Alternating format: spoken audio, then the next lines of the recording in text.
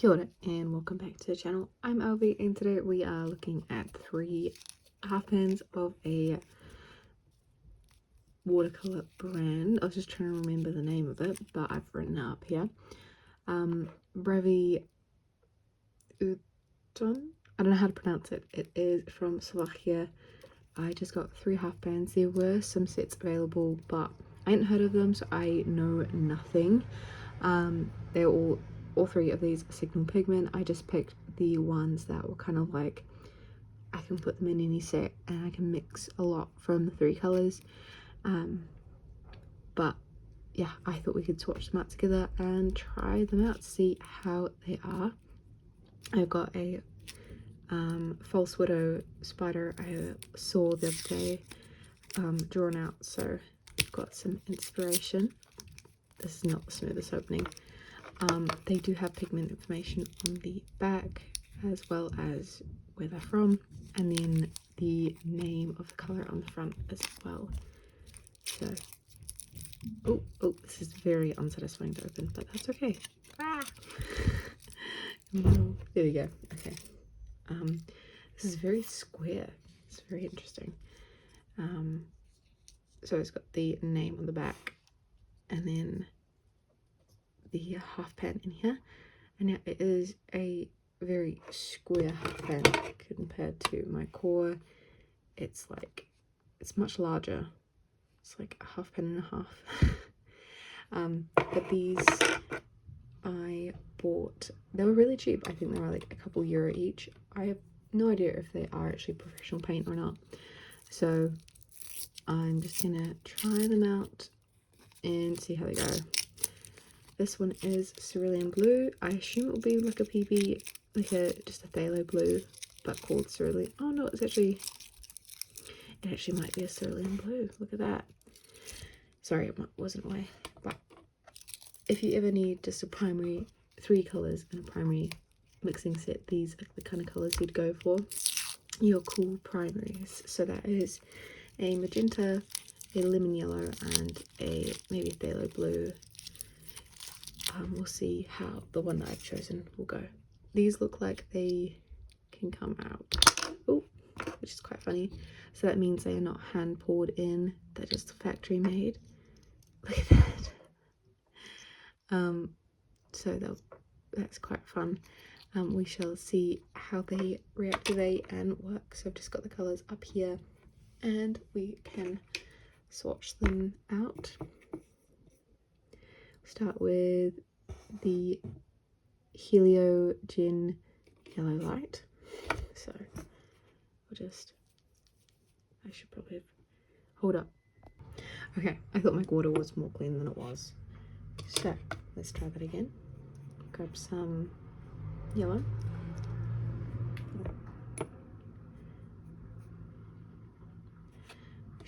See, this paper is cotton paper. It is just the Rooster brand because I like their paper. It's 100% cotton, so it will take the watercolor as well as any paper could. So yeah, the paper isn't gonna make it look bad. That was quite easy to re-wet, very vivid, which is nice. We'll go on to the blue here. I feel like I should do the typical color mixes to show you what I mean by really good primary colors.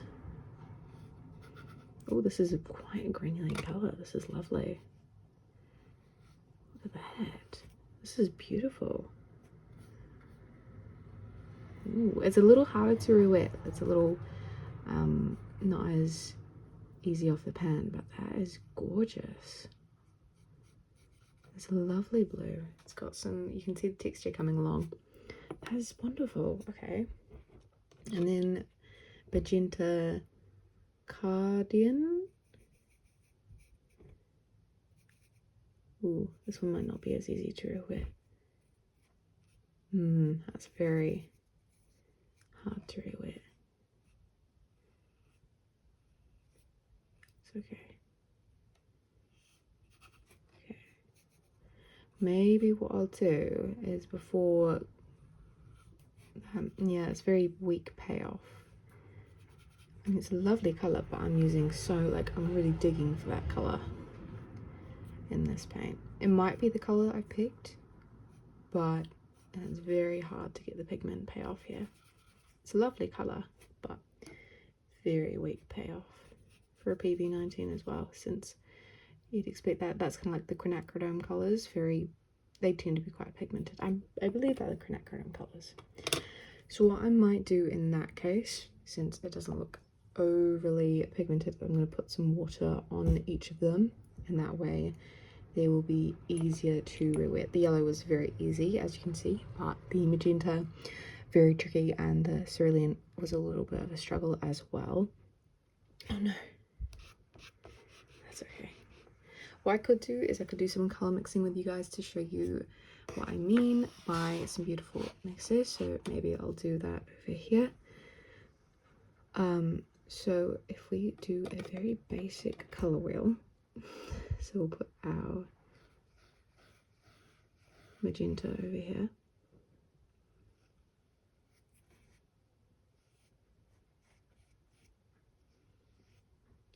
And then we put our cerulean over here. See, the cerulean payoff is way better with that added water. And then lastly, we put our yellow over here. So those are our three primaries.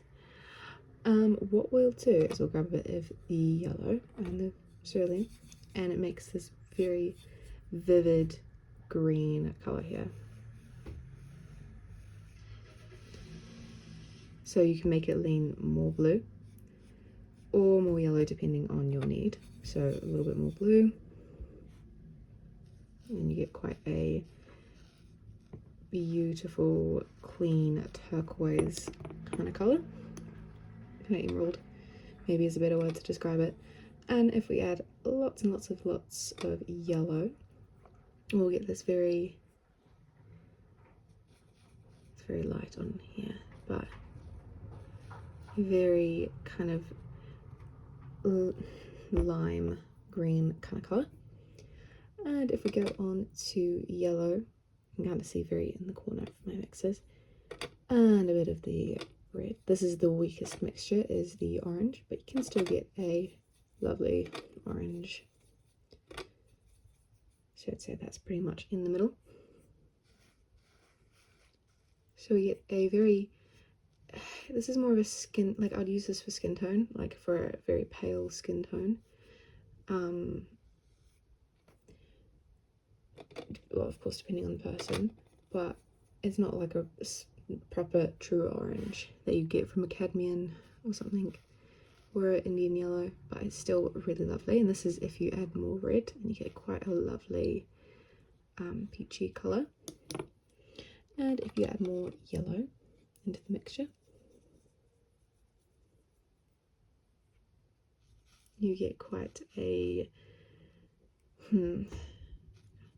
just a little bit more of a citrus color here. And then lastly, of course, the purple. I know most of you guys will probably know this information, but I just wanted to kind of show you why I chose these three colors. So in the middle, we've got our purple, which is really lovely. You get a beautiful clean purple. If we add more blue to the mixture, then red, we'll get slightly blue leaning purple, which I probably don't have enough blue. So we get a slightly blue leaning purple. And then if we add more red to the mixture, crazy, it will go more red, and we'll get quite a red leaning purple. So those are kind of the colors you can expect to get with this color trio. You get quite a broad range. Browns, I'm not sure, I'll try and mix one on camera, we'll see how it goes. So I'll add a mixture of purple, blue, a little bit of yellow. So to cancel out green, kind of wanting to make sure I've got the right ratio of things. It's not quite good. It's hard because two of the colours are quite weak payoff, so mixing it will be a little bit trickier. But this is the kind of grey I've got here, which is actually quite a lovely grey now that I see it. So that is our neutral grey with all the three. And for more brown, I'm going to use my mixture over here. I know it's very off in the corner. I moved it a little bit more over so you can see it a little bit clearer. I should have done it earlier, I'm so sorry. But we'll mix up a brown. So we'll add a bit of the red in a little bit of yellow and a touch of blue, a bit more red. Getting a brown from these colours just takes a bit of patience and a bit of ratioing. This is kind of a brown, but again, because the payoff of some of the colours aren't as good, so that's more red leaning brown. It's very subtle. And then if we add a little bit more yellow to the mixture, it should be a more yellow leaning brown.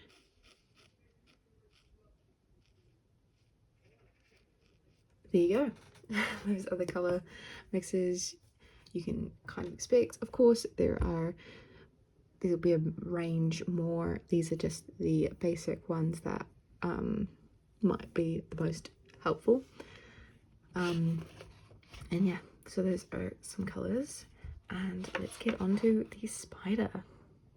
Now I have switched paintbrushes, and I was really proud of this photo of the spider. I will move that down a little bit so I can show you the mixing palette at the same time. The wall is kind of a brown, so I'll use the brown already mixed with a bit more yellow. And I kind of want it to lean blue, so I'm gonna change my mind and make it go green. But that's okay. It's just because I want to use the colours, and looking at the rest of it, I'll be using a lot of yellow and red, but not so much blue. So the background of this painting can in fact be blue-ish. Kind of, it's a bit of a mix. But I'm gonna add a little water because I know that blue does granulate, so I want to see the texture come through, especially for a wall. It would be quite a lovely effect to have.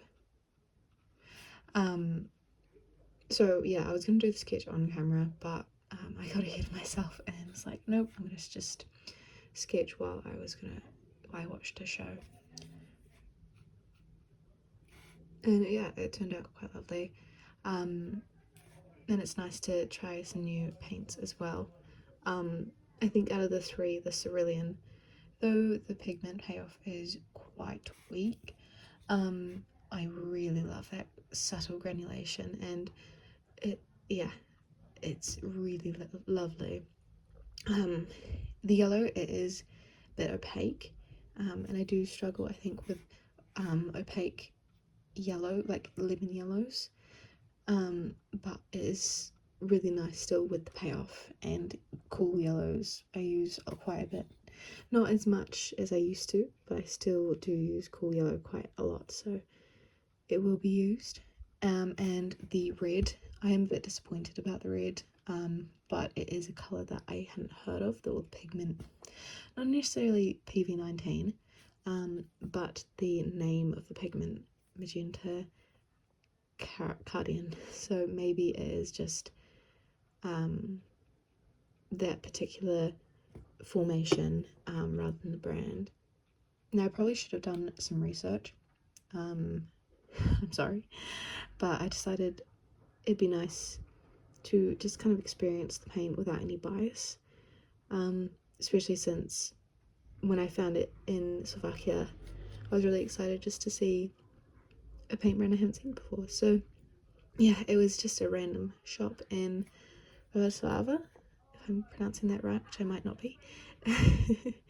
And it took me a little while to find the actual shop, but it was really just wonderful just to have an explore around. There were some Roman Schmoll paints and Rosa Gala and lots of different options, but this one stood out because you hadn't heard of it before. So here we are.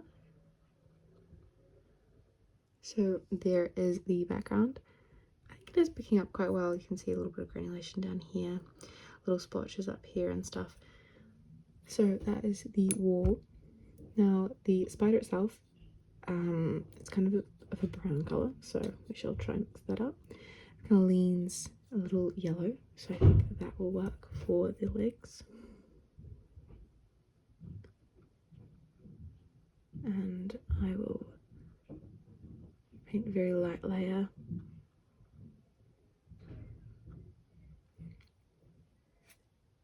It kind of shifts between an orangey brown, like a yellow leaning brown and a red leaning brown, but I'll just do a base to begin with, and then I can shift it as I go. One thing I've been working on throughout the last while is my water control. So how much water I actually have on my brush, and especially since I've been consistently using the same few brushes, I feel like I've seen a lot of improvement with that as well. And for anyone that's been following the last few videos, I am still working on the birds, but I thought I'd change it up and start in a new book, and that way I'd be able to swatch out the paints next to it as well, which I thought you guys might appreciate. Now I need a bit of a grey. Now I can't get a dark grey. I'm wondering if there is some, maybe, it's very light for a grey, so I'm wondering if there's like filler or white added into any of the paint, or it could just be because of the yellow being opaque, it dulls down the colour quite a bit.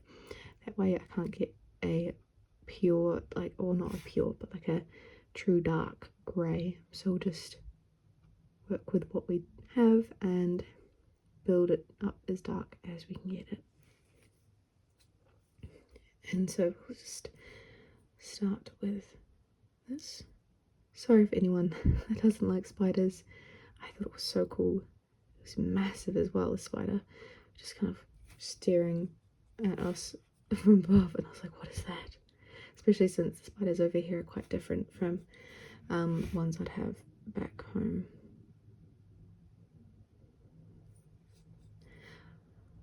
And it might not be a false photo, but I think it is because of the patch on the back. That was just my our best guess on the spider.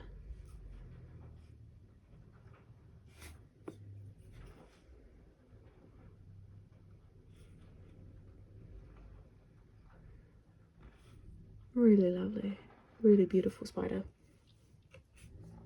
It is on a web, but you can't see it in the photo I have, and I could not be bothered figuring out how to do it, and it wasn't that cut. I was like, it's not even about the painting, it's about the paint, so just see what I can do. Add a little bit more red to, because these front legs especially are a bit more red brown than some of the others, and especially on the torso it's noticeable. A little bit on this leg, and I'll touch on this leg, but this one's a bit more yellow. A little bit, just slowly building up, and then we'll add that yellow into the rest of it, and then do yellow for the other bits.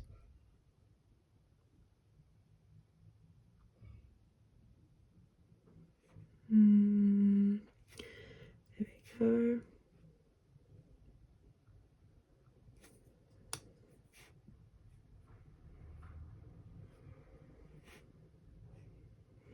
Okay, there we go. And I want to make it a little bit more dark. Whatever, how dark as I can get it.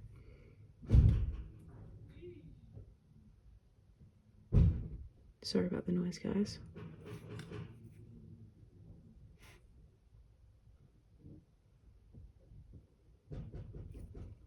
Okay, we will continue, yeah, to just build up the layers a little bit, as dark as we can get it with these colours. Yeah, note for you guys, it does really help working on cotton paper. The paper really makes a difference, especially with this red being so weak in the payoff. It'd be really frustrating working with that on paper that doesn't take watercolor well, or it could only do one layer. It'd be very muted and not work as well. So even though I'm struggling with the red, I'm still able to work with it because of the paper. And yeah, that is one thing I really do recommend, is if you feel like you're happy with where you're going with watercolor and you want to upgrade something, do the paper. Find a sketchbook. Don't be scared to use it. It's there to be used, and it's better to use it and practice and try, even if it's got, yeah, just try, honestly. It will really make a difference for you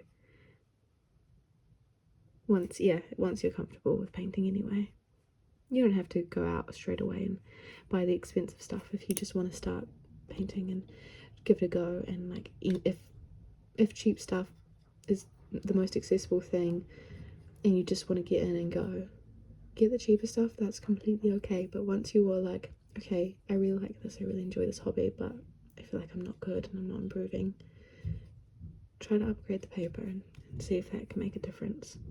Because that's one thing I noticed straight away, was just how much happier I was when I upgraded the paper, and how well it took the paint, and I was able to kind of find my style and find the way I like to use watercolor. I'm almost done here. I think I'm gonna leave it soon and just let it be. It's not as dark as I'd like it to be, but I think it's as dark as I might be able to get it. I'll try one more layer. Oh, too much blue.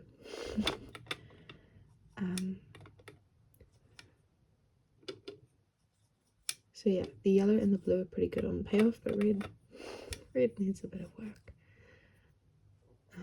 So I'll try one more. I think it's not quite dry, but okay. There we go. Awesome. So that is the painting.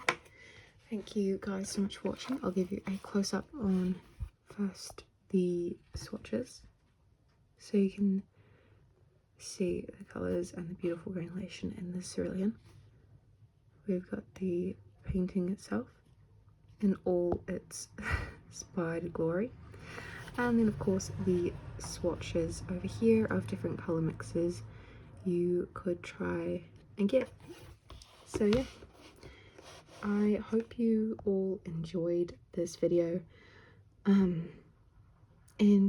yeah, enjoyed hearing a little bit about these cool paints. I'm very grateful to have found them, to try them out. They're a lot of fun, and despite me not liking the red, the blue, I actually really enjoy that blue, so that is something I will definitely be using more.